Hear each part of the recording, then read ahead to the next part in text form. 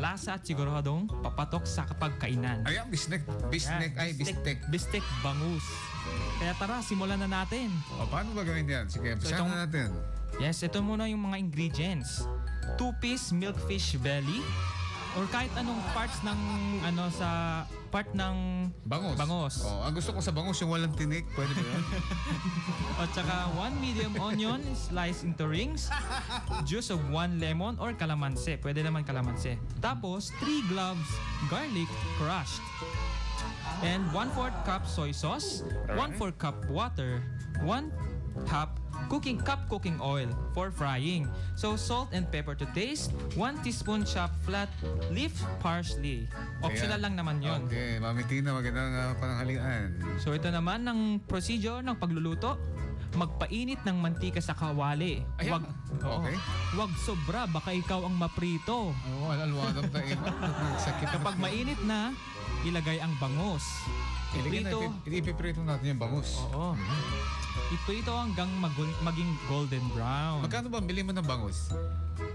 Mahal atang bangus ngayon. Mga nasa Idol. 200 pesos per kilo. Yes. Oh, may binili akong bangus dyan sa may Kuanang store. Shout out sa inyo. Wala pang 20 pesos. Alam niyo yun. Okay, kapag luto na, hanguin at ipahinga muna kasi kahit isda, deserve din magpahinga. Okay, alisan ng mantika.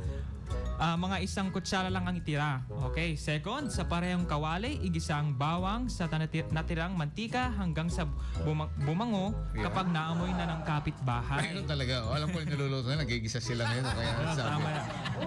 Okay. Tapos, Idagdag ang toyo, tubig at katas ng lemon. Haluin ng dahan-dahan, pakuluan ng 2 at 3 minuto para mas lumabas ang lasa. Huwag kang atat, tiis-tiis lang. Okay, yan talaga. Okay, next, ibalik ang bangus sa kawali.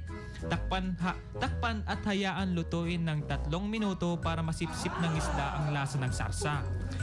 Idagdag ang iniwang sibuyas, asin at paminta. Takpan ulit at lutuin ng 2 o 5 minuto, pero wag kang mag-Netflix ha, baka masunog yan. Okay, kapag natutuyo ang sarsa, bigyan mo ng kaunting tubig, baka nauuhaw lang. Wow. Okay. Yan. Uminom kayo ng maraming tubig dahil mainitan naman ngayon. Yes, okay. Last, plate it like a pro. Ilipat ang bangus sa isang plato, budburan ng parsley kung feel mong sosyal ka. So siguraduhin mong mainit ang kanin kasi dito ka mapapasabak sa extra rice round. Wow, ito, magkakamay na ako. Yes. Natikman natin. So at yan ng bistek na bangus, masarap, malinamnam at siguraduhin mapapa-extra rice ka. Subukan mo na ang sa inyong kusina at tiyak na mapapatakam ang buong pamilya. Okay? Okay na to. Alright, kainan na kung ganun. Dito lamang sa inyong paboritong stasyon.